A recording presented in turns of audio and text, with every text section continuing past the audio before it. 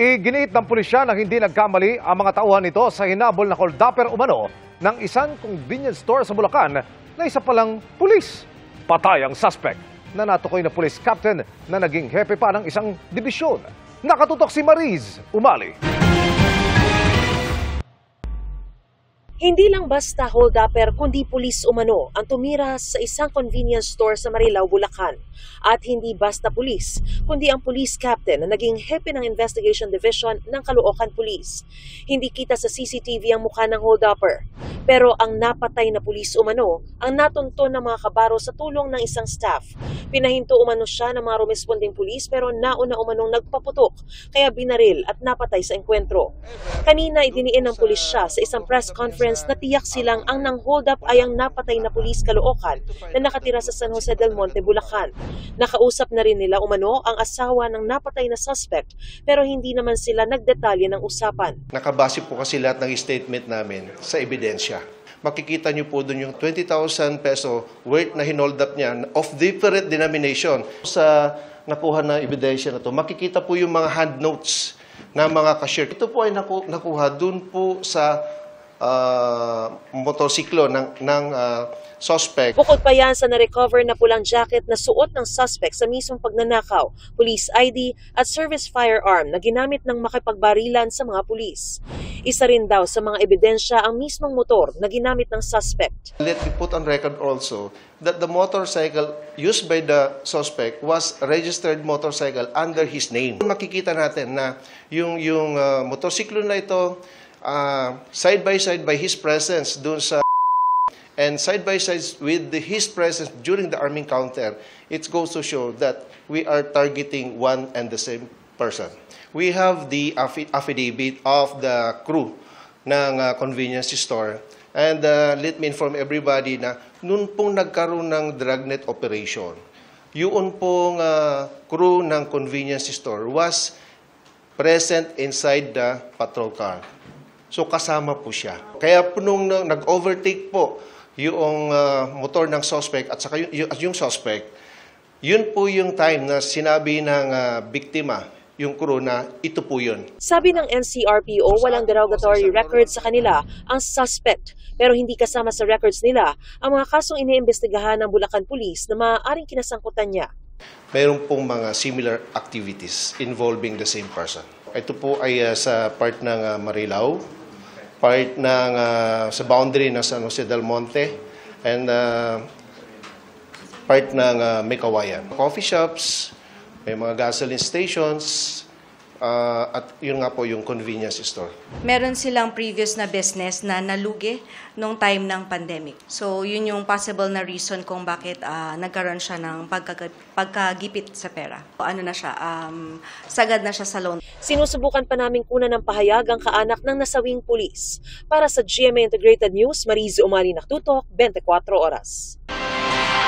Kabi-kabilang pagguho ang naranasan sa Banawi sa Ifugao ng manalasang superbagyong Uwan. Kabilang sa nasira ang UNESCO World Heritage Site na Batad Rice Terraces. Ilang bahay sa gilid ng bundok ang gumuho at natabunan. Nasira rin ang isang covered court, pati na ang ilang view deck sa lugar. May bahagi rin ng isang kalsadang natabunan. Humingi ng agarang pondo at tulong ang komunidad para maisaayos ang mga pinsala. Imbes na makatulong, hindi na muna napakinabangan ng mga taga-Cainta Rizal ang isa sa kanilang pumping station na nilooban bisperas ng pananalasa ng Bagyong Uwan. Arestado na ang 4 sa 6 na suspect dyan at nakatutok si Salima Refran, exclusive. Ginupit na steel matting, tinanggal na mga tanso, putol na mga kawad, at generator na walang mga baterya. Ganyan dinatna ng alkalde ng Cainta Rizal ang Ortigas Pumping Station nang inspeksyonin ito noong linggo bilang paghahanda sa hagupit ng superbagyong Uwan. Wala pang 2 buwan mula nang maitayo ang pumping station, pero di ito mapapakinabangan. Yun na yung nagiging susi nga sa pag-mitigate namin ng baha. Masakit pa no, nangyari yun, bisperas pa ng paggamit. Binaklas lahat yung mga kable, sinira yung panel. Sa kuha ng CCTV, mag-aalas 12 na madaling araw noong Sabado, makikita ang 5 lalaking nakatambay sa tulay. Maya-maya pa, tila may inabot ang isa sa kanila na di malinaw kung ano at saka sila sabay-sabay na umalis sa pumping station. Ayon sa pulisya, may nakasaksi sa pagnanakaw na naging susi sa pagkakaaresto sa 4 na suspect. Na-identify natin dun sa witness na kung saan ito ay kumukuha ng mga plastic bottle dun sa ilog. Yun kung saan itong alias Duck, nakita niya ni-witness natin itong si alias Duck na lumabas dun sa bintana ng toilet dun sa pumping station. At may mga nakuha silang mga wire. Na-recover din ang mga pinutol na wire na ayon sa pulisya ay tugma sa nasa pumping station. Na may mga post of entry, may nasira silang mga gamit. Kasuhan natin ng robbery. Itinanggi ng 4 na nahuli ang paratang. Kasama ka ba doon? Hindi po. Sabi ko nga po sa kanila, handa po akong may pagtulungan sa kanila na makuha yung taong yun, nakasama nila. Damay lang po. Wala po. Hindi ho. Ako lang po yung napagdidiinan. Galing ako ng trabaho, mayroon akong daladalang tanso. Kaya nababalatan ko sa kanya. Tapos natempuan lang kami na nagbebenta. Dahil nangyari nga yung gano'n, kaya napagbintangan nila. Na-inquest na ang 4 at nakakulong sa custodial facility ng Cainta Police. Patuloy naman pinaghahanap ang 2 pang sangkot umano sa pagnanakaw. Para sa GMA Integrated News, Salima Refra, nakatutok, 24 oras. Pareho sa ginawang pag-aresto kay dating Pangulong Rodrigo Duterte ang gagawin kay Senador Bato de la Rosa sakaling isyuhan siya ng arrest warrant ng ICC. Ayon yan sa Department of the Interior and Local Government. Bagaman, wala pa silang nakikitang warrant sa ngayon.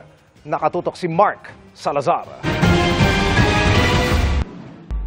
Pangalawang araw ngayon na wala sa sesyon ng Senado si Senador Ronald Bato de la Rosa. Sa gitna ito ng ugong ng warrant of arrest laban sa kanya ng International Criminal Court o ICC. Maging kasamahan niya sa minority, hindi alam kung nasaan siya. Hindi ko na tinatanong, mas maigi na, di ba? Hindi naman sasabihin at ayoko rin malaman. Ang asawa ni Senador de la Rosa ang nakausap raw ni Senator Amy Marcos. Kabadong-kabado raw sa sinasabing warrant of arrest laban sa asawa.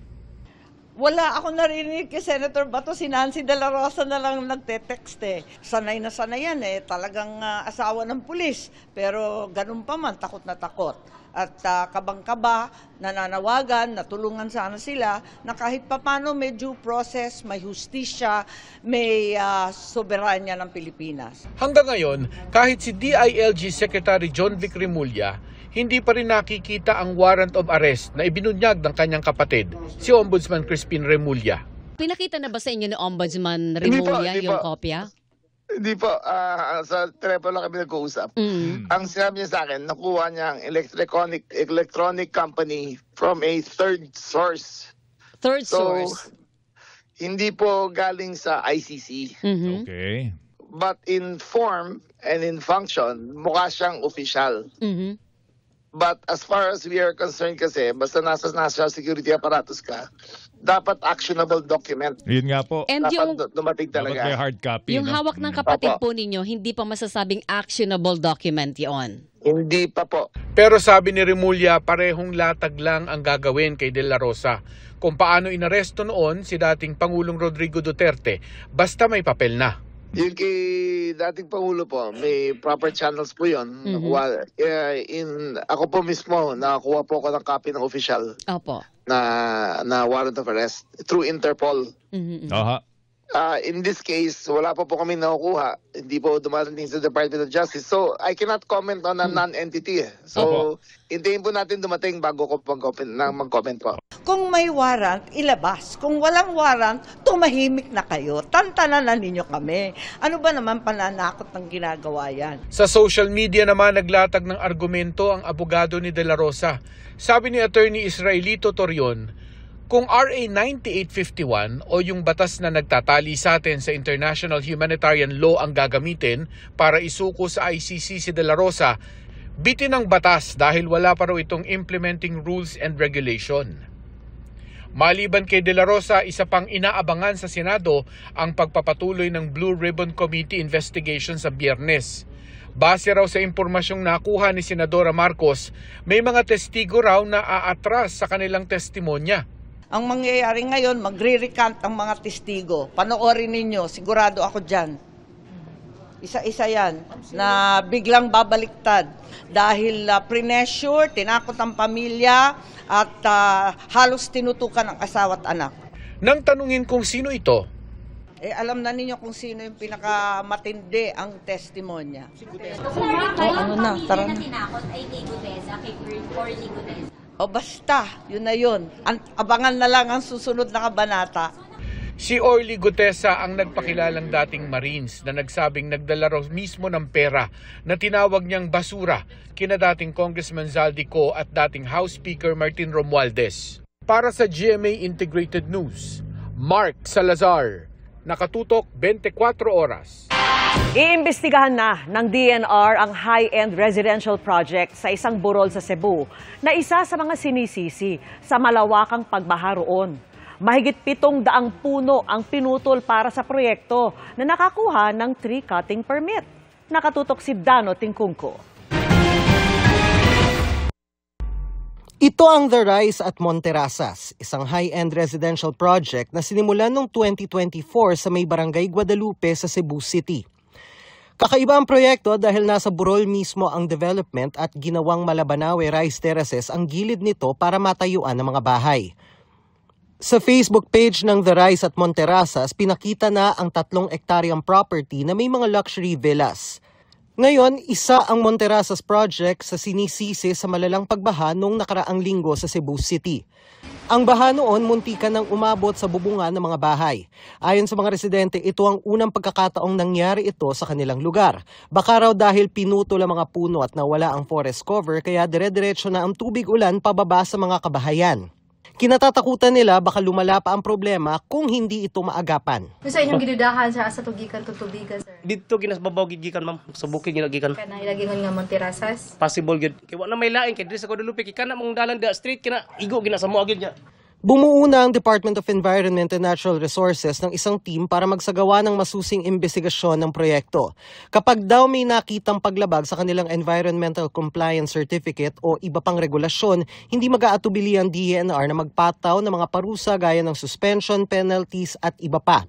Sinabi rin ng DENR na kahit may tree cutting permit ang developer, malaki daw ang nabawas sa mga puno sa lugar sa loob ng 3 taon. Sa Centro Cebu City, kasi meron tayong ginawa na tree inventory last in the year 2022. It recorded 745 trees. Ngayon, it appears na 11 na lang na mga kahoy. Meron talagang tree cutting permit yung proponent. Sinimula na rin ng Cebu City LGU ang investigasyon sa proyekto dahil sa mga reklamong dulot ng baha. Kung ingon sila atong i-close, then we will do that.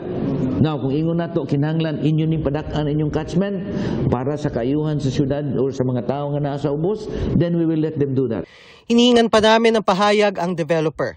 Pinuntahan din namin ang tanggapan ng Monterasas de Cebu pero ayon sa gwardiya doon, walang pwedeng humarap sa team. Para sa GMA Integrated News, Dano Tingkungko, nakatutok 24 oras.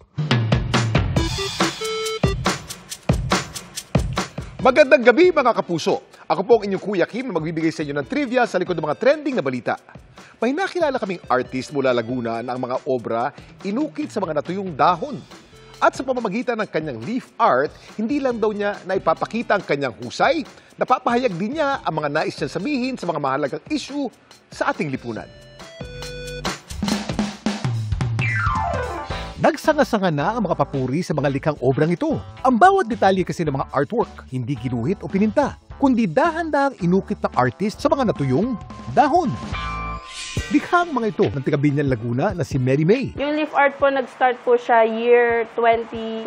Nag-try naman po ako ng kakaibang artwork. Kasi nga, wala pong source ng materialis ng arts nung panahon na yon. Marami po kasing puno dito sa amin. But hindi ko po pakinabangan yung mga dahong nalalaglag. Ang kanya raw unang leaf art, imahe ni Jesucristo. Marami pong nag-react sa social media. Tapos, tinuloy-tuloy ko na po siyang mga politicians. May mga nagba-viral ng mga sikat. Nagawan ko na po si Sir Atom Araulio, tsaka si Sir Mike. Ginawan ko rin po siya ng tribute ng leaf art. Ang art ay sobrang helpful sa tao because for people who have difficulty expressing themselves in words, dito pumapasok yung creative arts or expressive arts. Sa tulong ng art, na ilalabas natin yung saloobin natin, yung mga hinanakit. Pero higit sa self-expression, ang sining ni Mary May. Paraan daw niya para maisulong ang kanyang mga advokasya. Gaya na lang ng usapin tungkol sa mental health. May bibigay ko lang advice is seek professional help. Sila lang kasi yung makakatulong sa'yo para matulungan ka sa kung anong pinagdadaanan. It's very important na pag-usapan ang mental health para mabawasan yung mental health stigma. Kasi marami pang mga tao ang dinidismiss, ini-invalidate yung mga tao may mga mental health issues. Just the fact na pinag-uusapan natin to, it also gives the chance for people with mental health issues na mag-open up and to be courageous enough to seek help. Ang usapin tungkol sa kalusugang pagkaisipan, paksang malapit daw sa puso, ng isa sa mga latest na ginawa ng Leaf Portrait ni Mary May. Magandang hapon, mga kababayan. Ang aking anghel na si Eman. Ginawan ko po si Kuya Kim tsaka si Eman kasi nakikita ko po yung pagmamahal ng magulang na lagi nakasuporta sa anak. At ang kanyang mga obra, nais daw niyang ihandog sa inyong lingkod.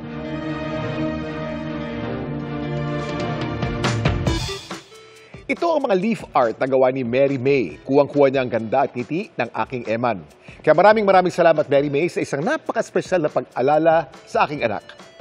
Hindi lingid sa kalaman ng marami na naging mabigat ang mga nagdaang linggo para sa aming pamilya dahil sa biglaang pagpanaw ng aming bunsong si Eman, na nagdala ng saya at nagsilbing inspirasyon hindi lamang sa aming pamilya, kundi sa napakaraming taong nakapalibot at nakakapanood sa kanya. At sa lahat ng nanonood, salamat sa pag-unawa, sa dasal at sa pagmamahal. Kahit hindi na natin kapiling si Eman, naway pairali natin ang mga katangiang sinabuhay niya. Compassion, courage, and a little kindness. Lahat tayo may pinagdadaanan. Piliin natin ang maging mabuti sa isa't isa. Ito po si Kuya Kim at sagot ko kayo 24 oras. Simbolo ng pag-asa pagkatapos ng unos, ang pagliwanag ng higanteng Christmas tree sa Quezon City Hall. Ang iba pang pampaskong handog na mabibisita roon sa live ng pagtutok ni Jamie Santos. Jamie? Mel, ramdam na ang pinakamasayang panahon ng taon dito sa Quezon City. Ngayong araw nga opisyal nang sinalubong ang Kapaskuhan sa Paskong Kumukusiko-Titap Christmas tree lighting ceremony na ginanap mismo dito sa Quezon City Hall grounds. 3, 2, 1, light it up! Isang gabi ng liwanag, musika at kasiyahan ang tema ng programa kung saan nagningning ang buong paligid sa pagsindi ng Christmas tree at mga dekorasyong pampasko na pinalamuti sa palibot ng City Hall. Pinaka-aabangan ngayong taon ang unang pagpapakita at showrun ng Christmas animated display. Ang pangunahing atraksyong magpapasigla sa gabi at magiging tampok ng nightly presentation sa City Hall grounds sa buong panahon ng Kapaskuhan. Tuwing alas 5:30 ng hapon, maaari nang masaksihan ang Christmas animated display ng lungsod na tatagal ng pagtatanghal ng 15 minuto. Kasabay nito, ang pagbubukas ng kanilang Christmas Bazaar, kung saan tampok ang mga lokal na produkto, pagkain at mga pwedeng pangregalo para sa maagang pamimili ng pangregalo ngayong Pasko. Alas 3 pa lang ng hapon, pwede na yan silipin, gaya ng ilang nakiki-Christmas shopping na. Masaya kasi syempre nakita po natin yung opening ng lights, kaya ang ganda ma-witness po yung opportunity na to. Sa bazaar po ba may nakita na kayong pang early Christmas shopping na? Yes, of course! Masaya yung ilan sa nakausap ko na nasaksihan ng pagpapailaw ng Christmas tree sa Quezon City. Sa kabila raw ng sunod-sunod na pinagdaanan ng bansa, tuloy pa rin ang Pasko. Kailangan na maramdaman pa rin po natin yung diwa ng Pasko kasi doon po natin mararamdaman kung gaano kasaya maging Pilipino. Sa kabila ng pinagdadaanan natin, we should always be grateful at pagdiriwang natin ang Pasko no matter what.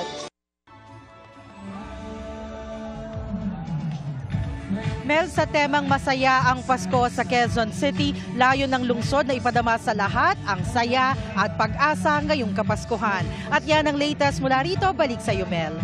Maraming salamat sa iyo, Jamie Santos.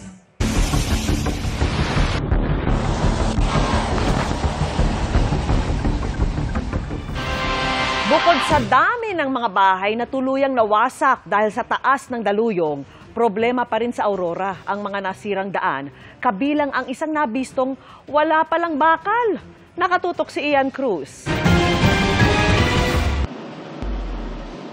Ganito kalaki ang daluyong o storm surge na naranasan sa coastal area sa bayan ng San Luis, Aurora. Pasado alas 5 ng hapon noong linggo dahil sa super bagyong Uwan. Wala ring nangahas sa bagsik ng nagngangalit na alon sa Sitio Alansay sa barangay Dimanayat. Sa buong bayan ng San Luis, 95 ang totally damaged na bahay, 65 dito ang nasa coastal area. Pero kung susumahin sa buong probinsya, halos 700 ang tuluyang nasirang tirahan ayon sa DSWD. Gayunman, laking pasasalamat ng mga otoridad dahil walang naitalang nasawi. May 33 residente lang na nasugatan. Meron nga pong mga na-injured po due to storm surge dahil bumalik po sila doon sa mga sinisecure po nila ng mga gamit. Ayon sa DSWD, 5,000 pesos ang maaaring matanggap ng mga residenteng bahagyang nasira ang bahay, 10,000 pesos naman kung totally damaged. Gaya nila Samson na nawala ng bahay at kabuhayan dahil sa storm surge. Ganitong tulong makakatulong pa rin po sa amin. Simpleng bagay na ganito, ako nagpapasalamat na. Kanina, nagpulong ang mga stakeholder sa Kapitolyo kasama na ang mga LGU at World Food Program. Nagtungo rin sila sa Gupa Covered Court sa Dipakulaw para maghatid ng ayuda. Babalik kami yung financial assistance naman. Samantala, malaking problema rin sa probinsya ang mga nasirang daan. Ang nagkadurog-durog na bahagi ng National Road sa pagitan ng Sitio Amper at Barangay Ditale, nabistong walang bakal. May wasak ding bahagi sa Dinadyawan na kilalang beach destination. Depende kasi kung paano nila ginawa yung disenyo kasi yun naman ay matagal na yatang nagawa prior years.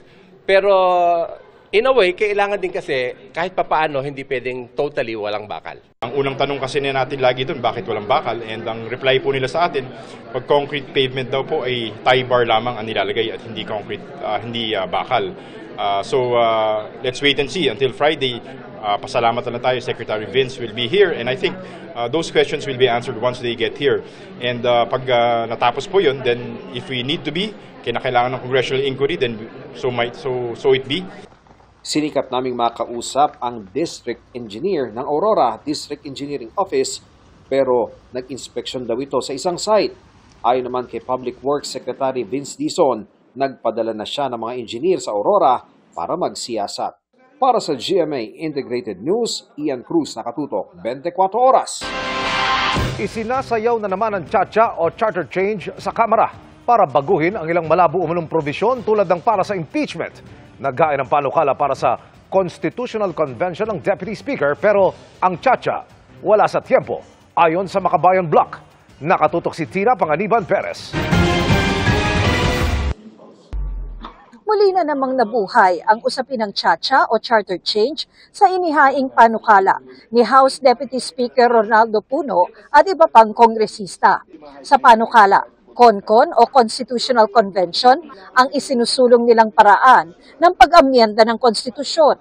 Matapos daw ang 4 na dekada, nakikitang hindi perpekto ang pagkakasulat dito dahil sa mga malalabong probisyon na nakakaapekto raw sa pagbabago, pagpapanagot at pagtitiwala sa institusyon ng gobyerno. Partikular na tinukoy ang probisyon kaugnay ng impeachment proceedings at ang kontrobersyal na katagang shall proceed forthwith na naging magkakaiba ang interpretasyon at naging dahilan ng mainit na debate. Tinukoy rin ang mga malalabong probisyon kung ang Kongreso ay kikilos bilang isang joint body o bilang magkahiwalay na kapulungan.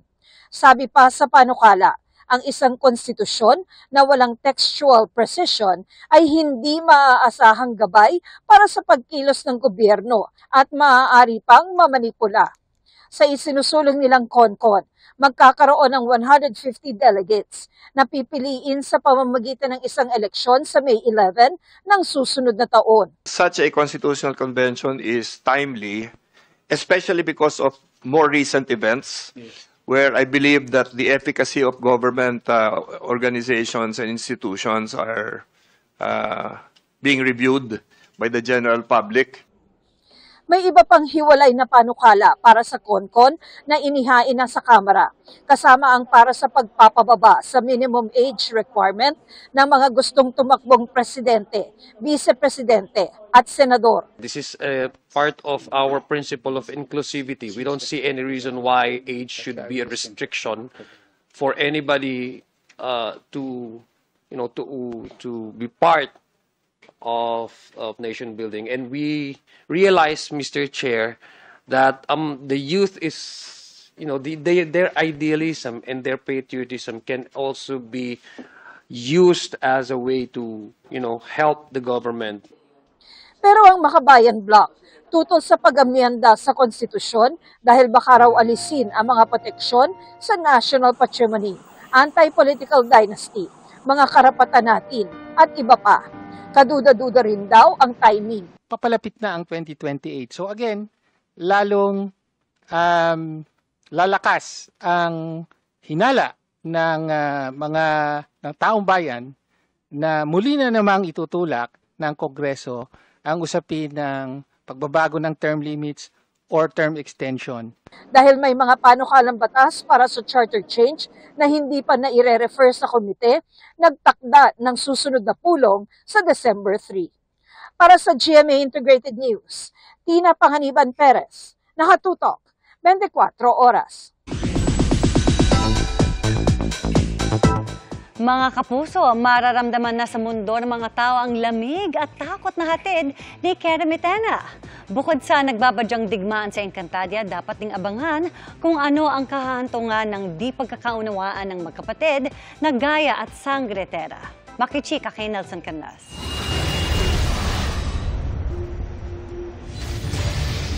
Kagabi, nasaksihan natin kung paanong sinagip ni Tera si Gaya nang palibutan siya ng mga gulmorok.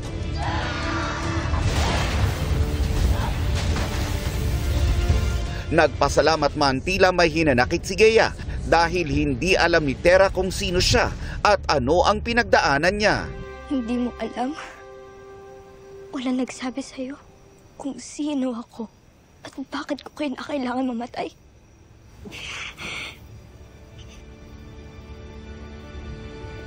Pasensya ka na, hindi ko yata alam eh. Paano ka ba namatay? Ano ba nangyari sa'yo? Wala talaga akong halaga sa inyong lahat. Gaya! Sa pagtatapat muli ni Gaya at ng kanyang ilo. Ilo, maaari mo ba akong tulungan para humanap ng lunas? Lunas? Para saan? Ibig kong mabuhay na muli. Para pag mabuhay ako muli, maaari akong tanggapin at mahalin muli ng aking adat kapatid. Sa panayam ng GMA Integrated News sa gumaganap kay Gaya na si Cassie Lavarias, dapat antabayanan ang mga susunod na gagawin ni Gaya.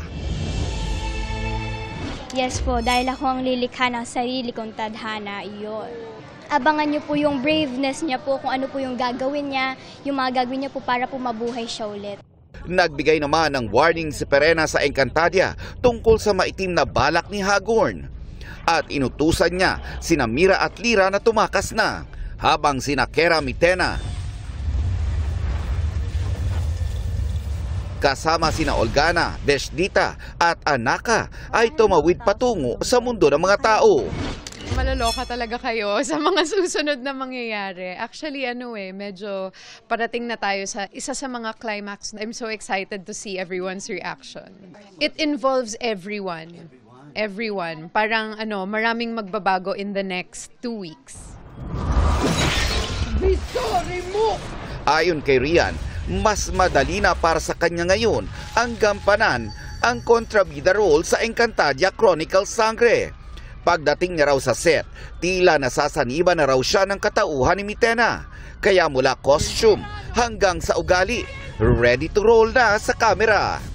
At saka syempre yung lahat ng galit, 'di ba? Pero sa totoo lang, hindi na siya gaano kahirap for me. Parang kilala ko na kasi talaga yung character ko. And I feel at home sa set namin. They're my family already, ang tagal na naming nagsama.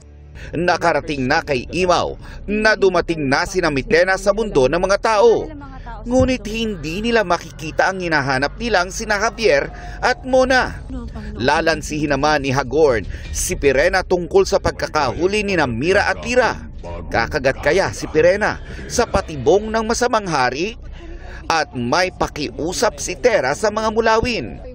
Simula na kaya ito ng matinding bakbakan sa mundo ng mga tao? Nelson Canlas updated sa Showbiz Happenings. And that's my chika this Wednesday night. Ako po si Iya Arellano, Miss Mel, Miss Vicky Emil. Thanks, Iya. Salamat, Iya. Thanks, Iya. At yan ang mga balita ngayong Miyerkules. 43 araw na lang, Pasko na. Ako po si Mel Tiangco. Ako naman po si Vicky Morales para sa mas malaking misyon. Para sa mas malawak na paglilingkod sa bayan, ako po si Emil Sumangil. Mula sa GMA Integrated News, ang News Authority ng Pilipino. Nakatuto kami 24 oras.